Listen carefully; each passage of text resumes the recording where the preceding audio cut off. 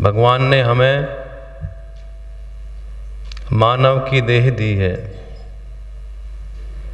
सभी शास्त्रों में लिखा है कि 84 लाख योनियों में सर्वोपरि योनि मानव की है। जो हमें मानव का शरीर प्राप्त हुआ है ये बड़ा ही दुर्लभ है। इस शरीर को प्राप्त करने के लिए देवता लोग भी प्रार्थना करते हैं भगवान से। बड़े भाग मानुष तन पावा, सुर दुर्लभ सब ग्रंथें गावा। और भगवान ये शरीर कब देते हैं कि कबहुक कर करुणा नर देही, देत ईस बिन हेतु सनेही। वो भगवान इस जीव पर कृपा करते हैं, दया करते हैं, तो ये मानव का शरीर प्रदान करते हैं। और इस मानव के शरीर को प्राप्त करके हम इसका सदुपयोग नहीं कर रहे हैं। जो हमारा वास्तविक लक्ष्य है, जिसके लिए परमात्मा ने हमें मानव का शरीर दिया है, वो कार्य हम नहीं कर रहे हैं। हम और कार्य ही कर रहे हैं। तो मानव को जीवन में क्या करना चाहिए, उसका लक्ष्य क्या है, वो गुरु के द्वारा बताया जाता है। एक एक श्वास की कीमत है। एक प्रश्वासो नवकोटि मूल्य। हमारा एक एक श्वास कीमती है, पर हम इसकी कीमत समझ नहीं रहे हैं। हम अपना जीवन व्यर्थ में गंवा रहे हैं। मेरे प्रेमियों, ये जीवन एक मुसाफिर की तरह है।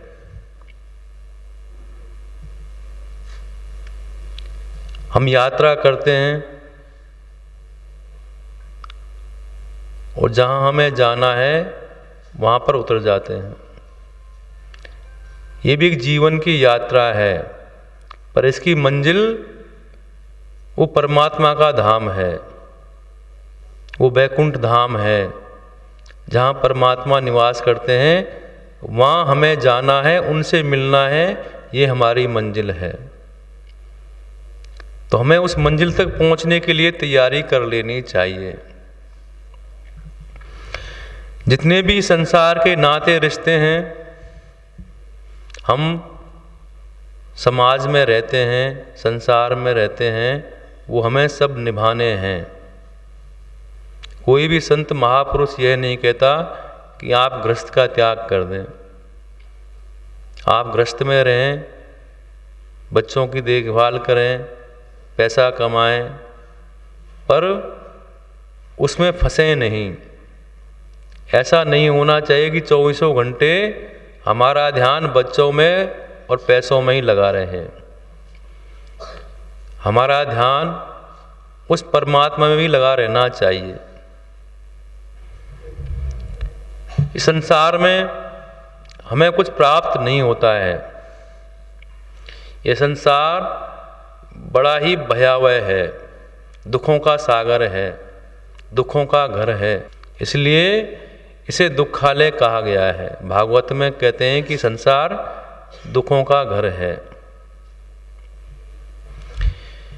तो संसार में रहते हुए हमें उस परमात्मा की प्राप्ति का ध्यान भी रखना चाहिए।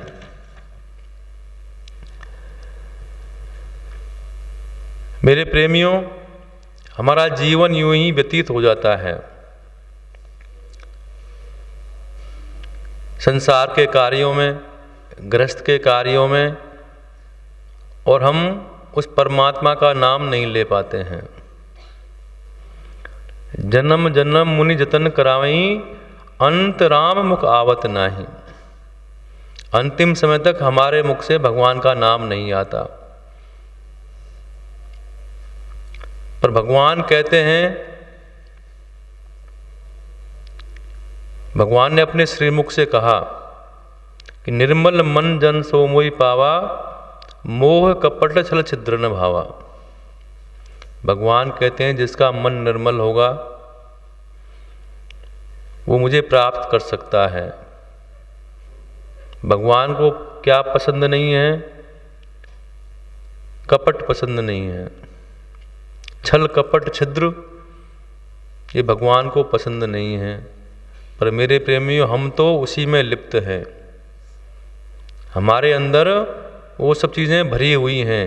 हमारे मन में गंदगी रहती है हमेशा। हमारा मन निर्मल हो नहीं पाता। और जब तक हमारा मन निर्मल नहीं होगा तो हमारे हृदय में परमात्मा निवास नहीं करेंगे। क्योंकि परमात्मा को तो शुद्ध जगह चाहिए, निर्मल मन चाहिए। अगर आपका मन निर्मल है तो आपके हृदय में उस परमात्मा का वास होगा।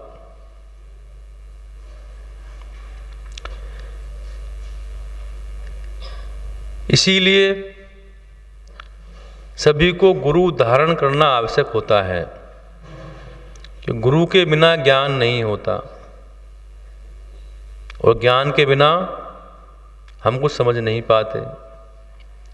गुरु द्वारा आपको बोध उत्पन्न कराया जाता है कि मानव, तुम्हारा जीवन व्यर्थ में जा रहा है, ये तुम्हारा वास्तविक लक्ष्य नहीं है।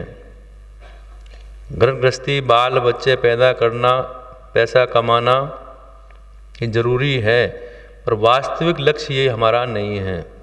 वास्तविक लक्ष्य तो परमात्मा की प्राप्ति करना है, जिसके लिए भगवान ने हमें ये मानव का शरीर दिया है। इसीलिए सभी को जीवन में गुरु धारण करना पड़ता है। राम कृष्ण से को बनो तिन्हु ने गुरु कीन, तीन लोक के तारण तरण वो गुरु के अधीन। हमारे परब्रह्म परमात्मा ने अवतार धारण किए। भगवान कृष्ण, भगवान राम का अवतार हुआ। उन्होंने भी अपने जीवन में गुरु धारण किया।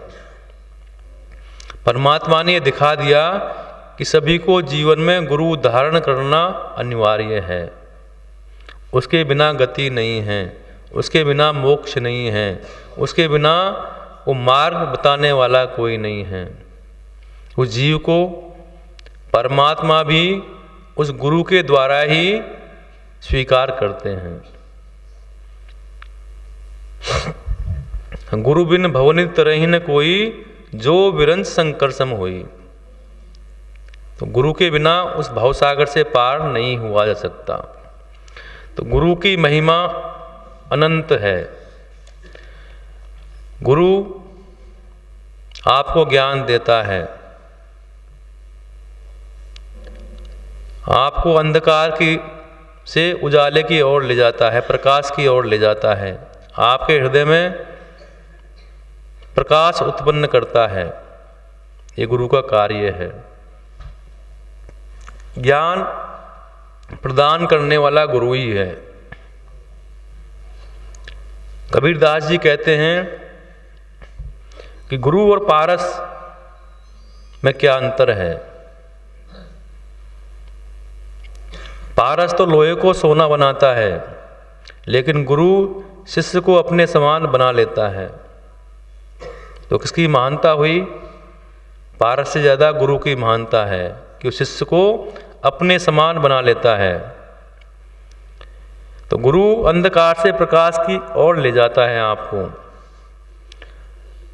गुरु की कृपा से ही ईश्वर का साक्षात्कार संभव है। बिना गुरु के हम भगवान से साक्षात्कार नहीं कर सकते। गुरु आपके जीवन में एक दर्पण की तरह कार्य करता है। जैसे हमें अपना चेहरा देखने के लिए दर्पण की आवश्यकता होती है, वैसे ही अपने आत्म स्वरूप को पहचानने के लिए, अपनी आत्मा को पहचानने के लिए हमें गुरु रूपी दर्पण की आवश्यकता होती है। वो आपको अपने स्वरूप से साक्षात्कार करवाते हैं। गुरु को सभी रूपों में स्वीकार किया जाता है। गुरुर् ब्रह्मा गुरुर् विष्णु गुरुर्देव महेश्वर गुरुर् साक्षात पर ब्रह्मा तस्मै श्री गुरुवे नमः। गुरु विष्णु का स्वरूप भी है, क्योंकि गुरु आपका पालन करता है, आपको मार्ग दिखाता है। गुरु महेश का स्वरूप भी है। गुरु आप तुम्हारे पापों का संहार करते हैं, तो उन्हें शिव स्वरूप माना गया है। आपको ज्ञान देता है, आपको आध्यात्मिक नया जीवन प्रदान करता है, इसलिए ब्रह्मा भी कहा गया है। तो गुरु को तीनों स्वरूप में माना जाता है। गुरुर ब्रह्मा गुरुर विष्णु गुरुर्देव महेश्वर गुरुर साक्षात परब्रह्मा तस्मै श्री गुरुवे नमः। तो गुरु की महिमा अनंत है। जितने भी हमारे वेद शास्त्र पुराण हुए हैं, सबने गुरु की महिमा का बखान किया है। भगवान शंकर कहते हैं कि जो व्यक्ति गुरु को ही ईश्वर का स्वरूप मानकर, उनका प्रतिनिधि मानकर उनमें अनन्य भक्ति रखता है, उसे बिना ज्ञान के ही मोक्ष प्राप्त हो जाती है, ऐसा भगवान शिव कहते हैं।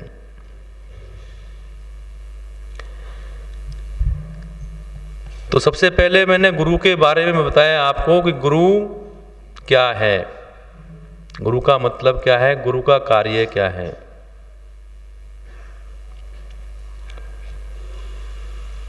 गुरु के मुख्य रूप से 6 कार्य हैं जो करता है। पहला कार्य गुरु का है शिक्षा देना, वो आपको शिक्षा देता है। दूसरा कार्य गुरु का है बोध उत्पन्न कराना, आपके मन में वो बोध उत्पन्न कराता है। तीसरा कार्य है मार्गदर्शक का, वो आपको सही मार्ग बतलाता है। चौथा कार्य गुरु का है प्रेरणा देना, कि आपको क्या करना चाहिए, आप क्या कर रहे हैं, आपको सावधान करने का काम गुरु का है। पांचवा कार्य गुरु का है सूचना देना।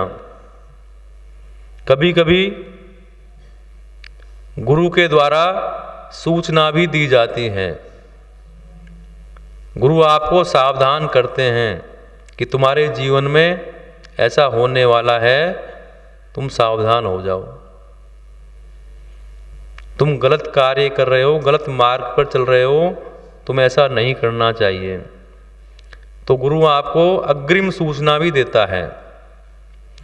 और छठा कार्य गुरु का है शंका का समाधान करना। आपके मन में कोई जिज्ञासा हो, शंका हो, उसका समाधान करने का कार्य गुरु का है। आपके मन में कभी भी कोई जिज्ञासा, शंका उत्पन्न हो तो आप गुरु से वो पूछ सकते हैं। इसलिए जीवन में गुरु बनाना, गुरु नाम लेना आवश्यक है। गुरु नानक देव जी ने भी यही कहा, नारायण नरपति नमस्कारे, ऐसे गुरु को बलबल जाइए, आप मुकत मोहितारे। जगदीश घटघट पूर रहे मेरे जीवन प्राण, भव बंधन मेरे कटे जब मंत्र दियो गुरु कान।